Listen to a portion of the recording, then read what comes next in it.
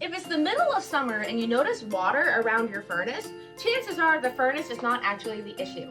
Remember, your furnace and your air conditioner work together. Your AC's evaporator coil is usually right above your furnace.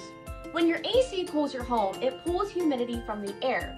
That water is supposed to drain away through a condensate drain line, but if that drain ends up clogged, backed up, or disconnected, the water can overflow and pool around your furnace. So, while it looks like your furnace is leaking, it's actually most often an AC issue. If you notice water where it shouldn't be, go ahead and give Quality Comfort a call. MyQualityComfort.com